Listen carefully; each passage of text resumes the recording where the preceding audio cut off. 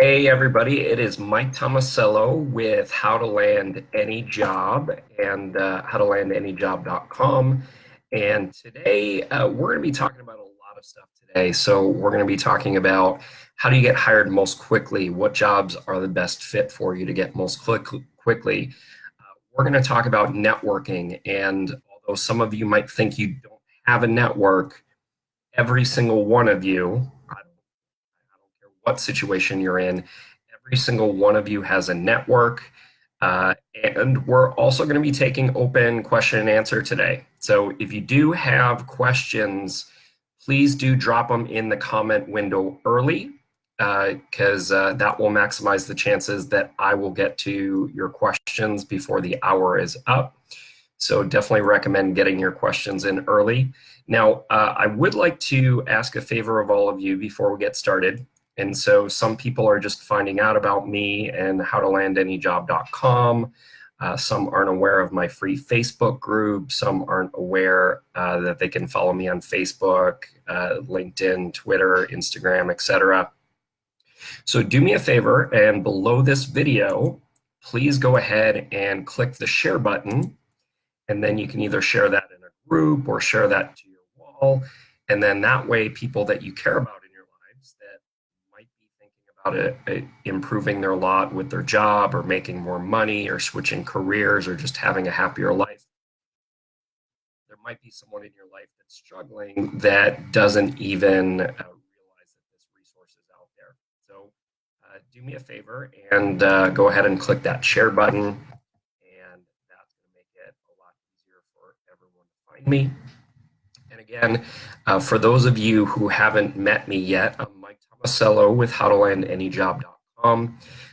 The way I got my start in this line of work is that I had been a successful recruiter, headhunter at various different companies throughout my career. I went on to be a Fortune 100 marketing executive and also managed large teams and startups as well. And so I've sort of run the gambit and seen a large variety of things in the job market and what works and what doesn't. Now, if that wasn't enough, another thing that makes me a little bit different out there than other people that are giving job search advice is that I have anything that I teach, I've tested. So that's right. It's I am not teaching you stuff or showing you stuff that I just read on the internet. I am teaching and showing you stuff that I know works because I've either personally used it hundreds and hundreds of times, or in most cases, worked on it hundreds and hundreds of times with my clients over the years, and I've tested what works and what doesn't. And so if I don't talk about a certain type of job search technique or whatever, it's usually because I have found that the stuff I am teaching works better. And I also don't like to teach too much that's experimental until I've tested it out with clients and make sure it works. So that's sort of how I decide what stuff to teach or go through with you guys. Now, for those of you that might be a little bit new to my videos, I always like to check and see who's in the audience. And so drop in the comment window who you are, what city you're checking in from or metropolitan area. If you're from a smaller city, what sort of job function and industry. Even if you've checked in previously, hello, welcome, glad you can make it. Even if you've checked in previously, please do it for this video because it helps me know who's in the room at any given time. Also, once you've done that, if there are any questions about resume, job search, interviewing, anything related to any of those topics whatsoever, LinkedIn, please go ahead and drop that in the comment window because, like I said, the sooner I see that in the window, the more I can increase the chances that I get to it before the hour is up. So with that being said, so I want to get into some of the content that I had planned today. And again, I'm willing to cover lots of stuff. And thanks for checking in from Sunnyvale. I know we have some people from Colorado, Brazil, Spain, Los Angeles. people a little bit everywhere checking in. Um, and again, let me know your job function or industry of choice. Even if you're switching, that helps. That's very helpful as well. I know we have some engineers on the line. I know we have some people in marketing or people that want to switch into marketing, consultants. So more than happy to help any of you with your specific questions today. San Mateo checking in. What I want to talk about today is the jobs that you can get fastest. So a lot of people that reach out to me for the first time, they're like, well, I don't know what I want to do, so I want to, or I don't know what I want to switch to, so I just want whatever will get me a job as quickly as possible. Okay, so fair enough, realistic assumption or want. Now, it is possible to switch to something dramatically different from what you're currently doing today, but if you want fast, the more of your current reality, the more of your experience, the more of your knowledge that you leverage as possible, the easier your search is going to be. So sometimes people try to switch everything about their career or their job all at once. They're like, man, I want to make $20,000 more. I want to switch industries, switch job types, switch cities. Well, the more you switch of the things you're looking for, the more you're actually making your job search more difficult. So it's okay to switch and want to be doing something differently, but a way to get a job more quickly is to leverage the background that you already have. Because I don't know about you, but when you put on an employer hat, and I always encourage you to think about things from the viewpoint of the employer, the average employer in the United States gets 100 applicants per position. At a larger, well-known company like a Warner Brothers or a Honeywell, we're talking potentially 1,000 applicants per position. If you're talking the sexiest, most desirable company in your industry, let's say a Facebook, a Google, a Disney, those companies potentially 2,000 per position. So I don't say that to discourage you. I say that so that you put on the employer hat to realize, hey, you got to leverage the good stuff that you do have. So what I want you to do is I want you to draw a virtual line across the screen. You know, you can do that over my forehead or my face or whatever, or you can draw a line across a sheet of paper in front of you. And on the right-hand side of the paper, I want you to write most money, get hired faster. And then on the left-hand side of the line, what I want you to write is less money, get hired slower. No one really wants that side, but it's important to understand how that side works. So now that you have that on the line, so in order to maximize the amount of money that you're going to make and get hired faster, the more of your background and knowledge that you're already leveraging, the easier it's going to be. So if you stick to something that you studied or relating to a degree, that's going to help give you more money or faster. Coursework is also good, but it's not as good as a degree necessarily. Now, sometimes we go into fields that are different than our degree, and that's fine because the most important thing is really experience. What do you have experience in? Job function. The more you're consistent in doing work related to work that you're already doing, the better off you're going to be. Industry. Now, you might be industry agnostic, but the fact of the matter is it matters to employers. So let's say you want to get a finance job. Yeah, the work in finance for a retail headquarters might be similar to the work that you're doing for retail in an entertainment company or a technology company. And if a company has their choice, they're going to have a preference for people that have experience in that particular industry. So we can talk about strategies for getting around that in a second, but the more you leverage, the better off you're going to be. And then last but not least, knowledge. So if you can portray that you have knowledge in an area or that you're familiar in an area, even if you don't necessarily have experience. Now, I gave a whole list of things on that right-hand side for more money and getting hired faster. The more of those that you have, the faster you're going to get hired and whatnot. So if you start changing all of those at once, you're going to shift all the way to the left-hand side of the continuum, the line, because you're going to have less to offer a potential employer. So there you go. So, so those of you that have maybe joined me a little bit late, I'm Mike from howtolandanyjob.com, a successful ex-recruiter, headhunter at many companies, also a former Fortune 100 marketing and operations executive, both at the Fortune 100 and startup level. And I'm sharing techniques that I have tested and strategies that I've tested. So if you have any questions about that continuum line and how to get over those, go ahead and drop those in the comment window. Let me know what your particular job function and industry is when you're doing that.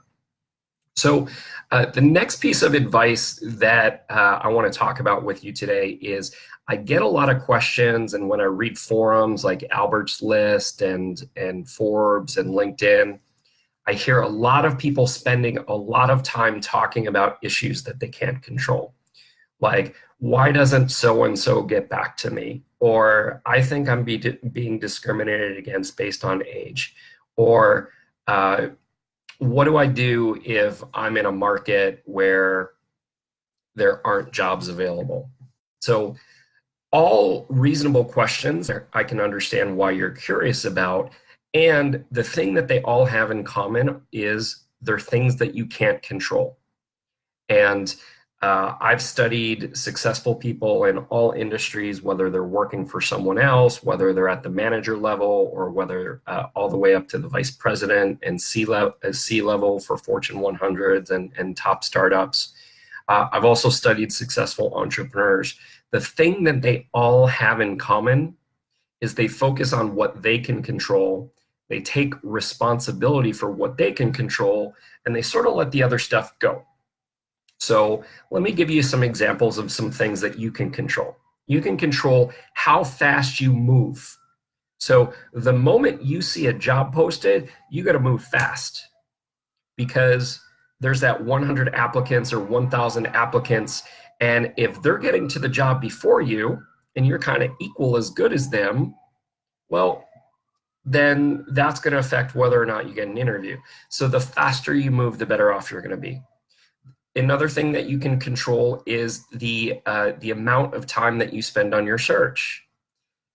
Unless you have worked for the top tier companies in the industry that you want to be in, you have a whole realm of accomplishments and whatnot, and people are already reaching out to you and contacting you, that means you got to put in a little bit more work. So people that put in an average level of work on their job search, now this might be shocking to some of you, you would think you get average results. You don't. People that put in an average amount of time on their job search actually get poor to crappy results. People that put in above average time and effort, they get average results. People that want to work for a top tier company or get to the next level in their career, that want to be making a lot of money in a sexy industry or company, those people are putting in an outstanding level of effort and time and working hard to get themselves in a better place. So if you want that higher level, you need to be putting in an outstanding higher level than everybody else. If you're putting in mediocre or average, you're going to actually get poor results. Hey, David, glad you could join. Jose, so we got some more people checking in from the Bay Area, East Bay, Milwaukee. Colombia has joined us. So glad to have people checking in from all over the world in the United States. If you haven't checked in, please, I love hearing what metropolitan area you're checking in from in the comments, your job function, your industry, and feel free to start dropping in those questions as well. Otherwise, I'm just going to keep talking about whatever I want. Now, I think it'll be interesting for you, but we'll see where things go. So going back to controlling what you can control. So other things that you can control, you can control getting help and introductions. Now, there's no guarantee that you're going to get help from everyone that you ask for help from, but you can control the number of people that you reach out to.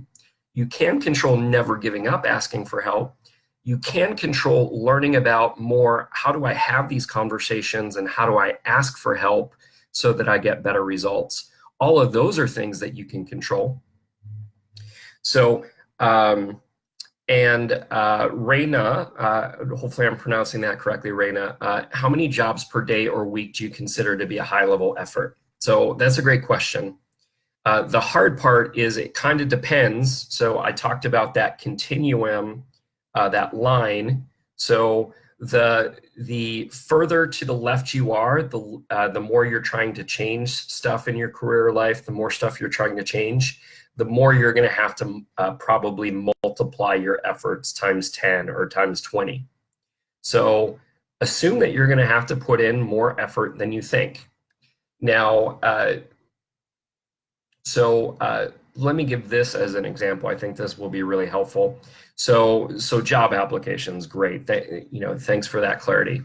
So if you're applying to 100 different jobs and you're not getting at least 10 interviews from that, you probably have a lot of improvement to do. 100's a lot. Now, will you be more successful if you put in 200, 300? Sure, of course you will. Now, I don't know about you, but I don't know that I want to sit in front of a computer making 100 applications. So one, you might want to say, all right, well, let me check with some experts and find out if my resume can be improved and search for keywords. I'm just going to give you a free website to go to. So there's a great website out there called jobscan.co, jobscan.co. So it's not .com, it's .co. And you can analyze the job description and compare that to your resume or your LinkedIn profile. And JobScan will tell you, I think for up to 20 free scans, what keywords you're missing. So there's a huge chance that maybe you have experience or knowledge in a lot of those. And again, if you don't have experience, but you can argue you have knowledge, you can still find a way to put those on your resume. And that will hopefully increase your results to 10 interviews out of 100. Now, that's the average result. If you've worked for some top tier companies in the industry that you want to go to, especially in the area of job function or whatnot, then your results might be higher than 10 applications. If you're switching a lot, then it might be a little bit on the lower side. So like I said, huge amount of number, no one really wants to do that. So if you want to increase your results, you want to shift to more of a networking approach, which we talked about in the video yesterday, which is available wherever you're seeing this video. You can check out the video from yesterday and hear a little bit about what we talked about with networking. So the key with networking is it's about relationships. Does the number of people you reach out to matter? Of course it does. But you have to build that relationship so that they like you and want to help you. So you have to want to get to know these people. You want to have to learn from these people to be more successful. But a networking strategy, let me compare networking to, because a lot of people don't want to do networking because it seems like it's a lot of work. But in reality, if you reach out to 20 people one-on-one for networking, chances are you'll get about the same number of interviews from that strategy than you will from 100 applications. So it might seem a little bit of time intensive, but it's way more productive, way more helpful. And thanks for all the likes and loves. That tells me I'm on the right track and you're hearing stuff that's useful for you.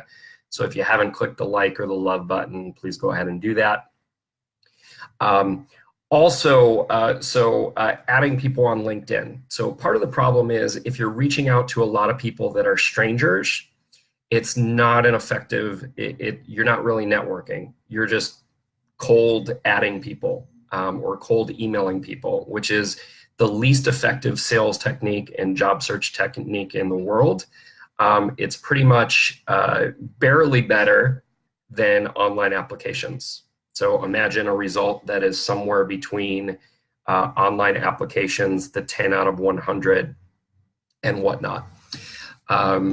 So if you're going to be reaching out to people on LinkedIn, start with people that are second-degree connections of yours, and not someone that knows someone that you connected with but you don't know. Reaching out to people that actually are connected to people that you do know. Now, those are people, better and more efficient people to reach out to and ask for their advice, ask for their insight, schedule a meeting.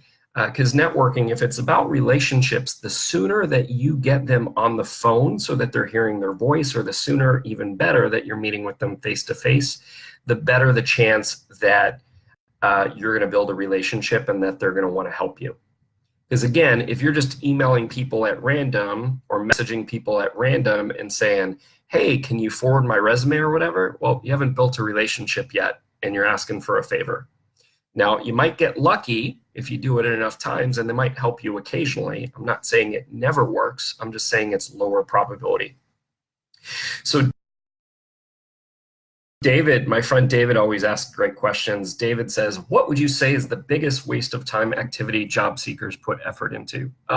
David, magic, it's online applications.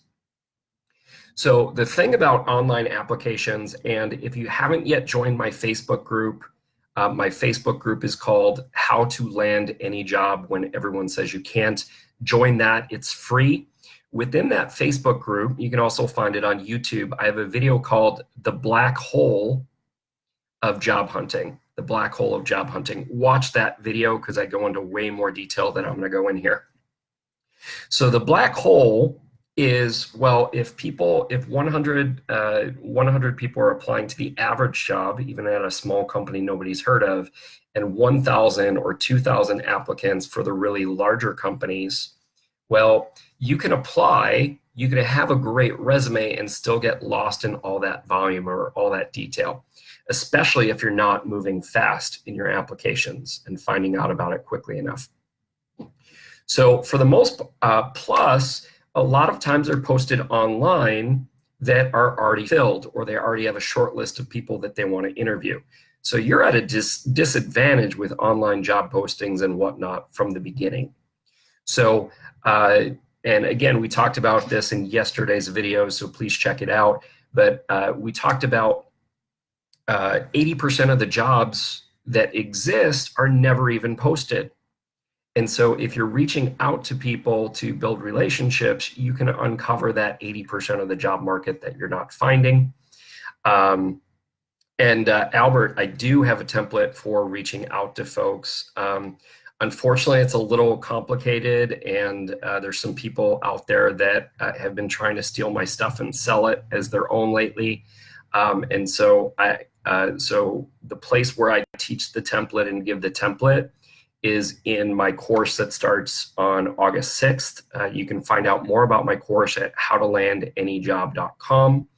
And it'll explain all the details in the course. Everything you get covers every single aspect of job search.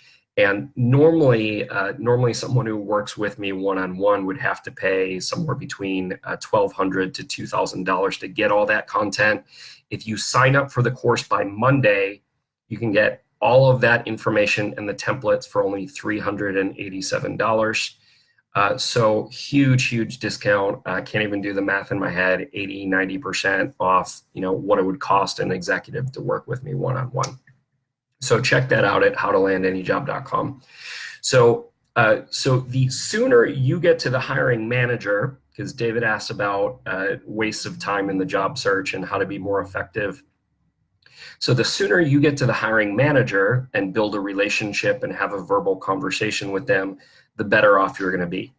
So get your brain thinking creatively, and I teach different ways in the course so that you don't have to think about it, but we don't have enough time in the brief video today to cover everything. So if you think about it creatively and say, all right, well, if I need to get to the hiring manager, not the recruiter, as quickly as possible, and online job applications are ineffective, what are other techniques? Well, one of them we talked about yesterday was the email technique, so go back and watch that video. We talked about, well, if you look for someone that works in the department that you want to work in on LinkedIn, find out the email address. Again, I explain more in the video. And I completely show you what to do and specifics in the course. And you email that person directly with your pitch in terms of why you're a great fit for a position. That will be tremendously more effective than applying online. So probably at least 20% more effective than applying online. Now, it's not as effective as networking, getting advice, getting an introduction from someone else. So I think I covered a lot on what David said. So again, Mike Tomasello with howtolandanyjob.com. If you're seeing me for the first time, I'm an ex-recruiter, headhunter, Fortune 100 marketing executive, also at the startup level. If you're joining the video for the first time, please drop in the chat window what city you're checking in from, what job function you're interested in, what industry you're interested in, and feel free to drop in your questions, because I'd rather talk about what's important to you than the other stuff I have on my list. So feel free to do that. So going back to one of the things that I was talking about earlier. You're welcome, David. Thanks for the question. It was a fantastic question. So if you missed part of the video, definitely set an hour on your calendar, go back, watch the entire video, because I covered like eight or nine things already. So definitely go back and watch the video. So we were talking about control what you can control in the job search, and the stuff in terms of why is this happening, why is this not happening. Well, it's good to learn what you can do better, but if there's not something you can be doing better, then you're better off not worrying about it, because you can't control it. So some more things that you can control. Well, you can talk more people, you can learn more about what they do in their industry or their job function. That will make you more knowledgeable for your resume, for your cover letters, for your emails, for your networking, for your interviews. And the quality of all your communication will start to improve. And also, if you're an introvert and you're freezing up and like going crazy when you think about networking, I'm an introvert as well. We talked about this in the video yesterday. I talked about some strategies for one-on-one networking for introverts. I also go into more detail. I teach networking for introverts in my course. I give you the exact script, exactly what to say, what to do, and what not. Another great question, are cover letters still relevant? So yeah, it's a great question. So they are less relevant and they're still relevant. So let me tell you what that mystery answer means. So can you get hired without a cover letter? Yes, absolutely. Do less managers and recruiters read cover letters? Yes, absolutely. But the problem is, if you don't write cover letters or cover emails, as I call them, and your competition does, then your competition might stand out a little bit more as putting in more effort than you did. So that alone. So the solution to writing cover letters, and I cover cover letters in the course as well, is you want your cover letter to be brief and in the point. You never attach a cover letter to an email, because no one's going to open up an additional attachment. Your cover letter is actually in the body of the email, and it gets to the point quickly.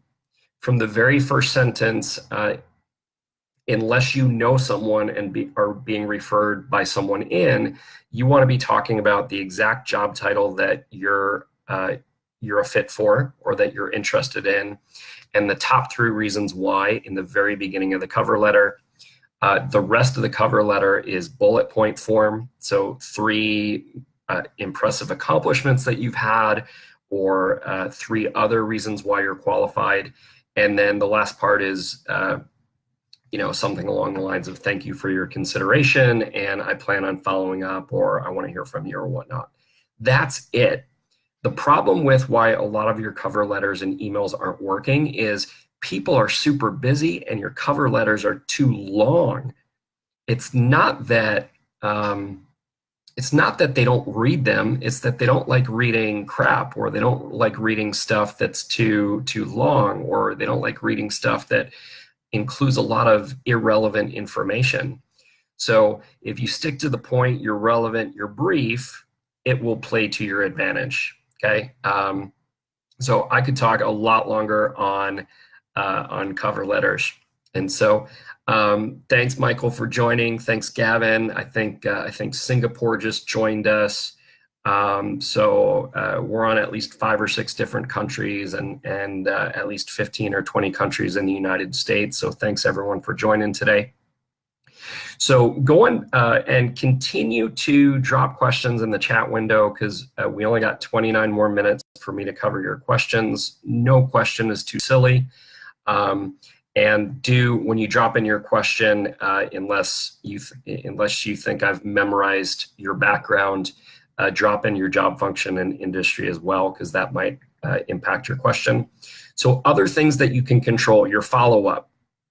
So if an employer or a recruiter or a hiring manager is getting 100 applications or 1,000 applications, as we've talked about earlier in the video, go back and watch the video if you missed it. So if they're getting that large volume of applications, why are you not following up? Why are you not finding a way to get their email address or call them up on the main line and ask for them and say, hey, I lost or I can't seem to find Susan Smith's phone number. Could you transfer me to her extension? Hey, Susan, I know you don't know me. This is Mike Tomasello. I recently submitted an application for XYZ position, and I sent it on this date at this time. I want to confirm that you got it, because I think I'm a really great fit for the position. Okay, so you're going to stand out, because now Susan, who has 100 applications, she's going to be like, oh, well, this person's right here. Let me check and see if they're good. And if you're halfway decent, well, now that just set you apart. Or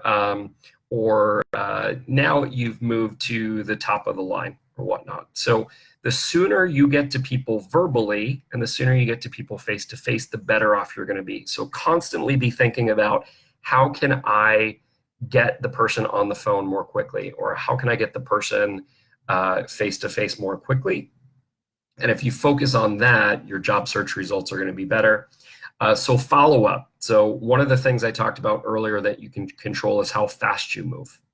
So whether you're following up on an application you didn't receive a response from, well, if following up 3 to 5 days later when a job's recently posted, well, that's a lot better than following up 3 or 4 weeks later and being like, hey, oh, by the way, the job's filled.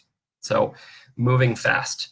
So and in the course, I recommend specific speeds for how fast you do certain things. And so if you want to know that level of detail, please go to my website, howtolandanyjob.com. The course is on special, 35% off the normal price until Monday, howtolandanyjob.com. So other stuff about follow-up. After interviews, are you sending thank you notes within 24 to 48 hours? Are you sending thank you notes to people that you're networking with? When you meet someone at an event, or you get introduced to someone at a party or by email, are you following up with that person, or someone that offers to make an introduction for you, or forward your resume? How fast are you moving on that? Are you thanking them and reminding them of the favor that they offered to do for you within 24 to 48 hours? Because I got to tell you, people, like, sometimes I think I'm the most important person in the world, and 90% of you out there probably think you're the most important person in the world. And you forget that employers, hiring managers, recruiters, they're all busy people too, or even if they're not recruiters or hiring managers and they're just helping you. And so if you don't move fast, or you're not following up, or you're reminding people, well, they're going to forget about you, because they have their own lives. There was a study done out of Princeton University, so Ivy League University, Princeton University, and it was called the Miller Study. Professor Miller determined that the average person can only keep track of 5 to 7 things in their head at one time, 5 to 7. Now, this is not 5 to 7 people that are applying for a job. This is not 5 to 7 things that you share with people during an interview. It's 5 to 7 things in the recruiter, employer, hiring manager, the person you're networking with, 5 to 7 things in their head total. So whatever your thing is, or whatever you're sharing with them, is competing for space in their head with all the other stuff they got going on. So if you're giving them more stuff that they can handle, or you're not following up quickly, if you're not top of mind with them, they're going to forget about you. So, so Albert asked a question: what if everyone is calling to follow up? Well, good news for you is most people are lazy. So even if chances are only 10% of you are going to follow my advice and actually follow up. I mean, I wish it was 100%. Well, if 100% of you follow up, awesome. We have a new problem, and then I can teach you new techniques for staying out in. But the fact of the matter is only 10% of you are going to do it. Not all 10 or 100% of you are applying for the same company, same industry, same job. And so there's going to be a lot less people calling than you think. And heck, it's higher probability and higher rate of success than not doing anything additional. So plus, more people email, or more people text, or more people instant message via LinkedIn, Facebook. More people default towards that than calling. And so you're going to stand out over all the other people that are lazy and do the other stuff. And, I hate to call, some of you lazy. Only you know who that is. Hopefully none of you are lazy, and you're going to knock the park off of this. But every single every single step of additional effort that you make on one company magnifies your chances. So back when, because I've gotten I almost never tell this story anymore because some people don't believe me anymore. I've actually gotten my dream job 7 different times. What I mean by that is, well, as my career and my interests have changed over my career, what I wanted was different. I wanted to switch industries or job functions or get paid more money or whatnot. Well, 7 different times when I went out and I said, hey, this is the type of job I want, these are the 3 companies I want to work for or whatnot, I got my dream job 7 different times because when I was clear on what I wanted, I was going to outwork everyone else and put in more effort. So where some people might reach out to just one person at a company, I would try to meet 8 different people in the same company so that I could learn as much about the company, the position, the departments as possible, so that when something did open up, I was the first person they thought of. Because believe it or not, one person at the company does not talk to everybody in the company, especially medium to large size companies, regularly. So if you have a dream company that's on the larger side, that's more than 200 people working at the company, you probably want to keep going until you know 3 or 5 different people at your dream company. Okay. Now, could you get lucky and have success sooner and break into a Facebook or a Snapchat or a Disney or whatever your dream company is? Sure. But chances are you're doing at least 50% of the other stuff that, Albert's checking in the comments. For those of you that don't know Albert, the co-founder of Albert's List, Albert, over the last 2 times Albert was doing job searches, he's gotten 10 different job offers, 10 different ones. During one of those times, 6 different job offers. Now, he probably could have gotten more, but he was being extremely selective about what he went after, and he was looking for certain types of stuff, and so he got choice. Now, Albert's the exception to the rule because he does as many of these different things as he can. He doesn't stop at one thing and be like, oh, woe is me, people aren't getting back to me. He says, all right, what can I be doing better? What is Mike Tomasello saying? What is howtolandanyjob.com saying? What is the Facebook group, How to Land Any Job? What are all the different people doing? Which ones are most effective? And he tries to do all of them.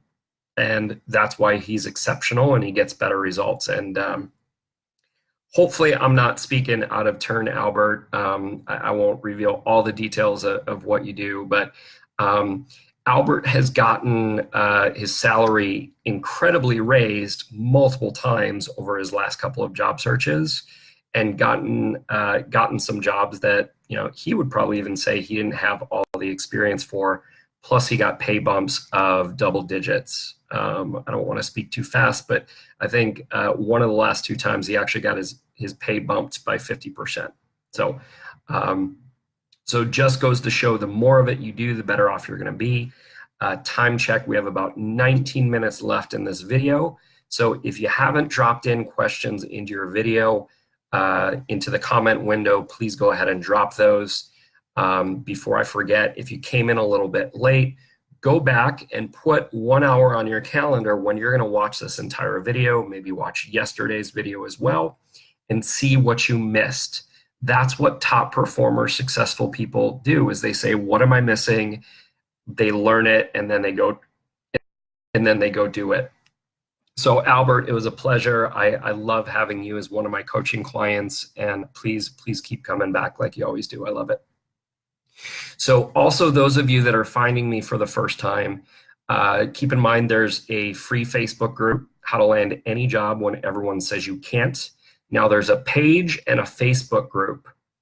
I do recommend you like the page, but more importantly, join the Facebook group as well, because that's where all my videos get posted. My YouTube videos get posted. That's the best and easiest place to ask me questions when I'm not doing stuff live. And then if you want to get in detail and make sure all of your questions answered, definitely join my course starting on August 6th at howtolandanyjob.com.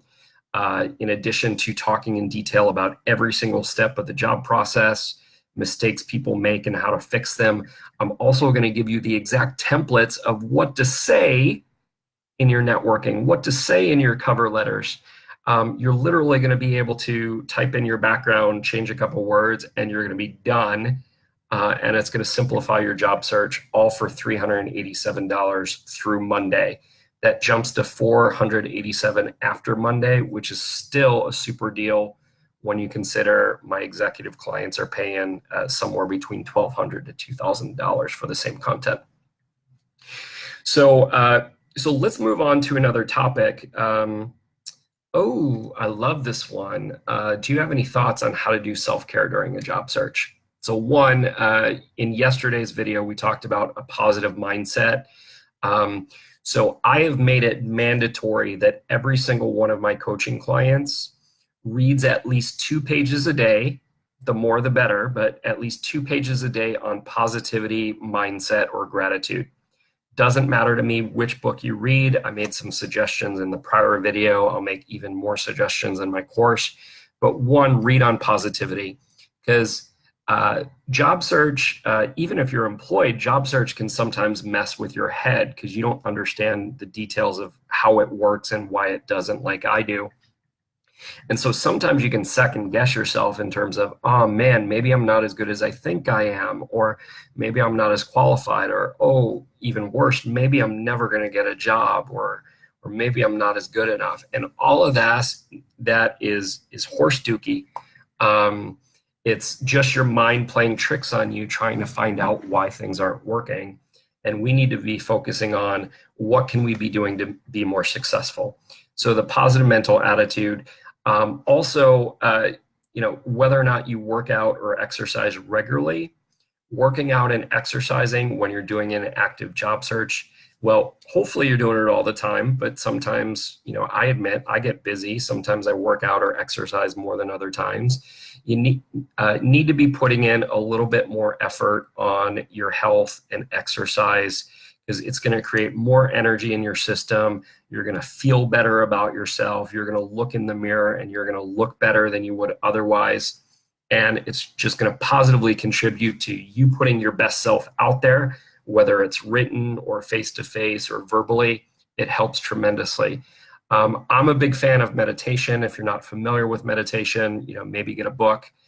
Introduction to Meditation by Jack Kornfield with a K is my favorite meditation book, even if you know zero about meditation. But other things, spending a little time by yourself, getting a little bit of quiet time, spending less time on computer screens and videos. I like TV or movies as much as the next guy, but if you're spending more than a couple hours a week on TV or whatnot, well, you might want to ask yourself, is my time better served exercising or eating healthier or spending more time on my job search than doing that things? So let me know if you have any other thoughts on self-care or questions about that, because I could literally spend an hour or two on self-care. So Raina asks, how much is the course that starts in August? Yeah, the How to Land Any Job coaching and course starts August 6th, Monday. You get the recordings if you're not able to attend live. There's 2 to 3 classes a week, sometimes 4. You'll get all the dates once you sign up for the course. And again, you get the recordings if you're not able to attend live. The sessions are almost always in the evenings after work's over, so 5:30 p.m. or later Pacific time, 8:30 or later Eastern time.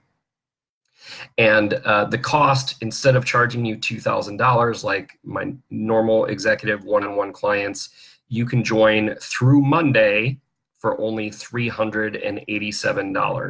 $387. After that, it goes up to $487. If you sign up last minute or the week of the course, it's $587. So it's an incredible deal. Now, I know some of you might be struggling with your finances right now. I totally get it. I don't advocate spending a lot of money when you're out of work or you're underpaid or whatever, but think of all the areas in your life where maybe you're spending money where it's not as good an investment in yourself as this is. $187, like that's that's less than a coffee a day for a year, or probably even 6 months. So if you look very closely at your budget, usually there's a way to cut back so that you can afford it. I accept credit cards on howtolandanyjob.com. Because here's the deal about the $387 price. And again, if you really can't pull it off, don't do it. But if you think you can get close, the thing is, if you're making $10,000 less than you should be making, well, 10,000 divided by 12 months, that's about $833 a month in additional income that you're losing out on for every month that you're getting underpaid. And I'm really bad at math, but if you divide that by 2, let's say you're only underpaid by $5,000. So let's say that's a little bit more than $400 a month. So your first month on the job, the new job, you're paying that back in the first month, if not sooner. So and every month you're underpaid, you're kind of losing money. So $387. So in terms of accessing the content directly, accessing the content forever, the answer is if you save the recordings, yes, you can. So you're gonna need to download the recordings and save those, and then those are yours to use forever. I'm experimenting with a lot of different systems and whatnot, and so I might have to change things at some point in time. So for that reason, I can't guarantee that the recordings are going to be available forever. So I don't promise that, but just save them to your computer and then you got them, or save them to your Google Drive or OneDrive or whatever. There's tons of free cloud space out there. So thanks for your questions on that. We are going into the last 10 minutes. So if your question hasn't been answered yet, please go ahead and drop that in. If you're just joining me, go back, watch the entire video, and make sure you join the Facebook group, How to Land Any Job. So I'm going to move on to a couple more pieces that I think might be helpful. part of the reason why you're not employed yet, or part of the reason why you don't have a better job yet, is you're not clear on what you want. Now, I know that's sort of, well, I'd be clear on what I want if someone would hire me. Well, I get that. But if you think, always thinking about things from an employer's viewpoint, if they have 100 or 1,000 people to choose from, and the senior vice president of American Express taught me this. Since then, he went on to be a director over at Boston Consulting Group and whatnot. But what Steve, the senior vice president of American Express, taught me was, he said, Mike, well, if I can have my choice between someone who's not sure what they want to do, well, maybe I want to do marketing, maybe I want to do finance, maybe I want to do sales, I don't know. And I have my choice, and someone else is like, no, marketing's for me. I'm dedicated to marketing. This is for me. I want to be in marketing and financial services. Well, that person is going to be way more clear and compelling in their resume, their cover letters, their emails, their interviewing, their networking, and it's going to be a little bit more of a slam dunk. Now, does clarity automatically guarantee you're going to get an interview? No, but it dramatically multiplies the equation. So I think it might have been Raina who asked earlier, well, how many job applications should you be submitting online or whatnot? Well, if you're not getting 10 interviews out of every 100 applications, chances are there's a good fact you're not being clear enough in terms of what you're a good fit for and why. And clarifying that in all your communication will help quite a bit. So no one wants to hire someone who's unsure about what they want to do. It's too much of a risk for them. Well, you might change your mind 2 weeks on the job, or 3 months on the job, or a year on the job. Now they got to go back and hire someone all over again.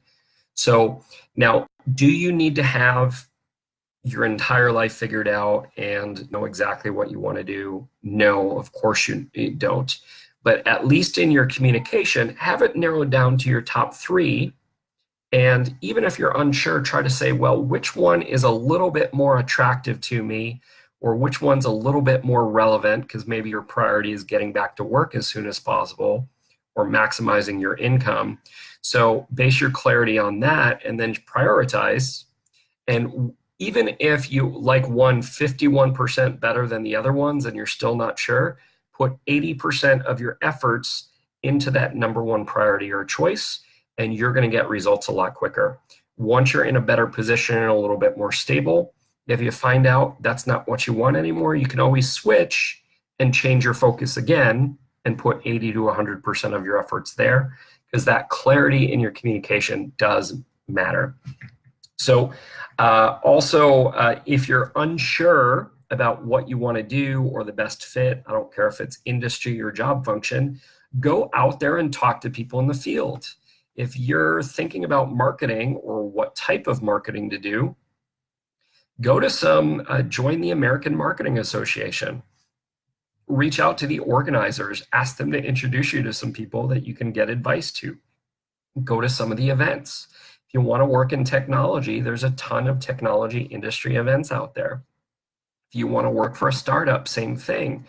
If you're a financial professional or an accounting professional, or thinking about it and unsure, go to those events and ask those people what they like about their job. Ask those people what they don't like about their job. Ask those people what sort of people are successful in that line of work, and see if that matches up with who you are.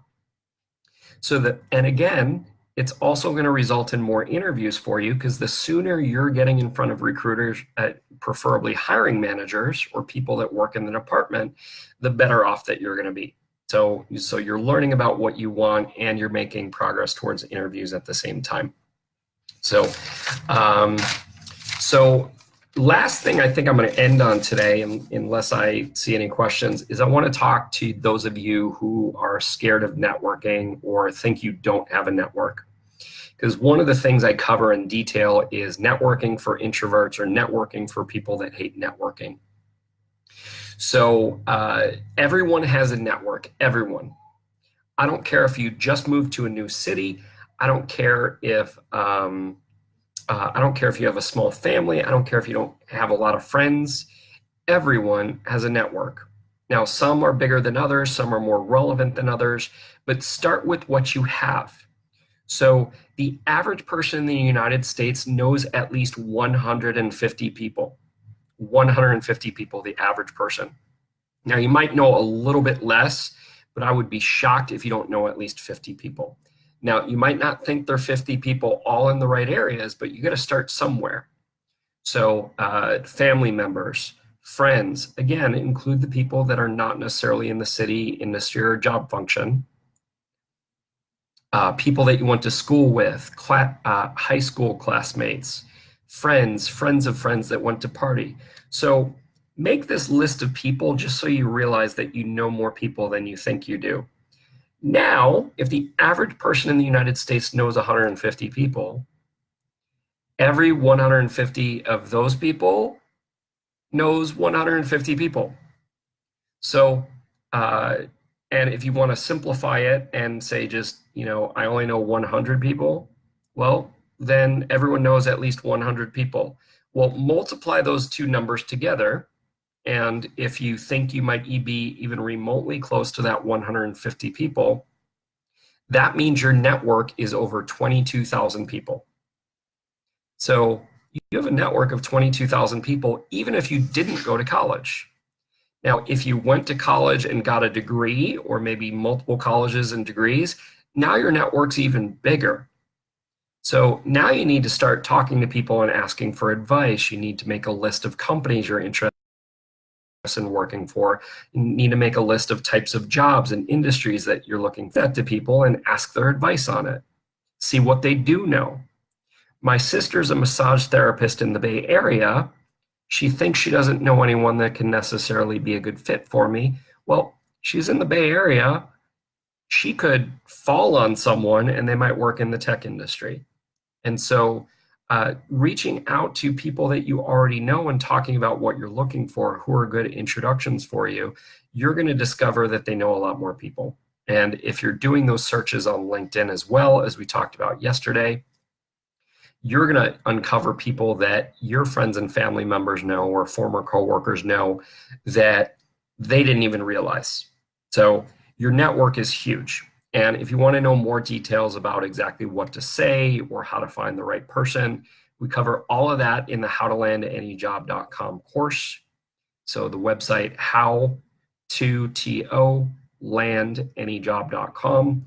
If you're having trouble finding it, you can look for it on my Facebook profile or in the How to Land Any Job Facebook group.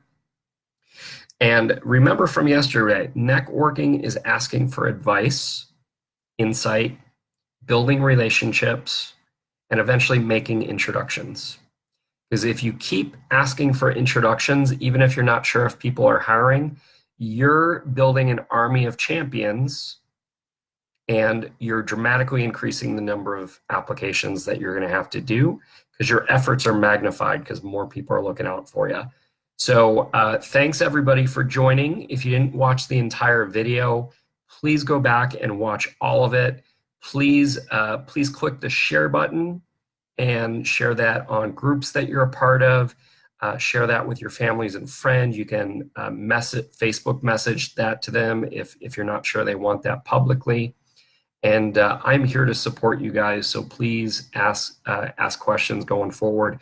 Hope to see you guys in my group, in my course and coaching program starting August 6th, only $387. And love you guys. If you missed the video, go back and watch it. Go back and watch yesterday's video. Also, I'm doing another one of these tomorrow, Saturday, 1 p.m. Pacific, 4 p.m. Eastern. So come join that one as well and ask new questions. Thanks, everybody.